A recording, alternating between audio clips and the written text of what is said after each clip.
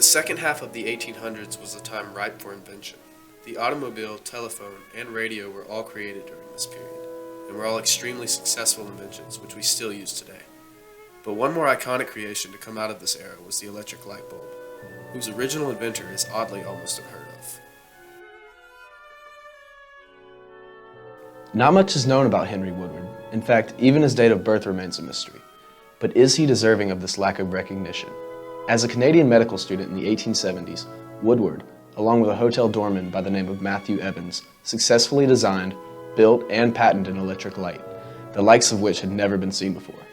However, due to problems with the funding and production, Woodward's patent was eventually bought by Thomas Edison, who had massive success as many people knew and is often wrongly credited as the inventor of the light bulb. Woodward's design, while simple, had never been seen before. It consists of a carbon rod placed inside a bulb, or globe as it was known by Woodward. The bulb is then removed of all air and filled with argon, an inert gas. When an electric current is passed through the carbon rod, it glows, and thus light is produced. However, this design is very different to the one we have today. To all whom it may concern, be it known that I, Henry Woodward, of the City of Toronto, County of York, in the Province of Ontario, Canada, have invented new and useful improvements in the art or process of obtaining artificial light by means of electricity, and I do hereby declare that the following, taken in connection with the drawings which accompany and form part of the specification, is a description of my invention sufficient to enable those skilled in the art to practice it. The first light bulb created by Woodward, as any first invention, needed to be refined. To fix the flaws in the light bulb, Woodward and Evans attempted to draw financial backers from both Canada and America. The pair were able to amass a small amount of money from friends and improve their design slightly, but as they attempted to reach out to larger, more critical investors, they failed to entice. As they continued work on the light bulb using the small amount of cash they garnered, Woodward believed that America would have more risk-taking investors that would invest in the light bulb, while Evans decided to stay in Canada.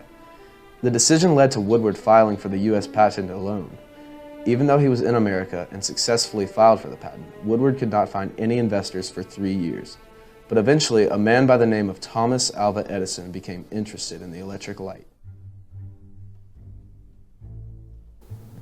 Thomas Alva Edison was a successful man far before his purchasing of Woodward's patent and his invention of the light bulb. Edison began life as a telegraph worker for a train station and quickly learned more about technology. Edison worked hours and hours in his personal workshop and was able to create the phonograph, an early record player. Using his previous successes, Edison was able to create his own wealth and receive backing from big bankers such as J.P. Morgan. As Edison continued with technological innovations, he came upon Woodward's electric light bulb.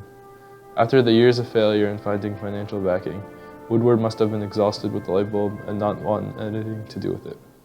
Woodward accepted Edison's $5,000 to $50,000 offer, and Edison continued work to make the light bulb more viable for the public.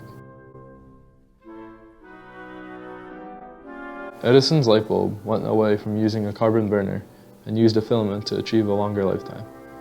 The impacts of Thomas Edison's light bulb were immense in both business and social sectors. Having the ability to effectively imitate light during the night allowed for work to be done much more efficiently and was much safer than fire lanterns.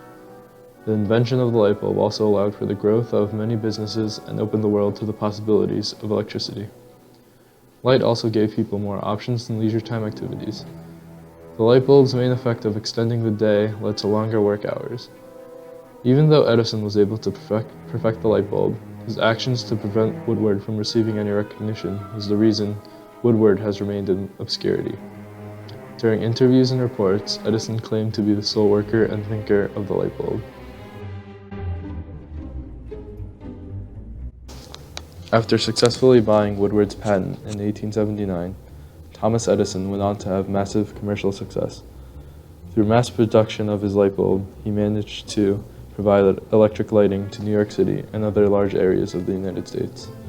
Although Edison was a skilled inventor and is known for inventing the phonograph and kinetograph, it is ultimately his creation of Edison General Electric, now known as simply General Electric, which brought him most of his fame, and for which he is most often remembered. It is not going too far to say that Edison might not have had his success if it weren't for the failure of Henry Woodward. The aftermath of Woodward's life after he gave up his rights to the patent remains mostly a mystery. His life seems like it was simply a prologue to Edison's impressive career full of patents and inventions. Woodward could have gone on to become a successful doctor, graduating from the University of Toronto. Or he could have dropped out of medical school, hoping his patent money could create a sturdy financial foundation. One thing is for sure, Woodward's impressive discovery deserved far more recognition than it received. Thomas Edison's international fame shrouds the countless time and effort Woodward put towards the basis of Edison's invention. Accompanied by his partner Matthew Evans, Woodward spent free time toying with electrical equipment such as wires, batteries, and induction coils. It was Woodward who made the original model of the incandescent light bulb, not Edison, but due to Edison's previous success as a businessman and inventor, he had the wealth needed to market the invention, ultimately stealing the fame right out of Woodward's hands.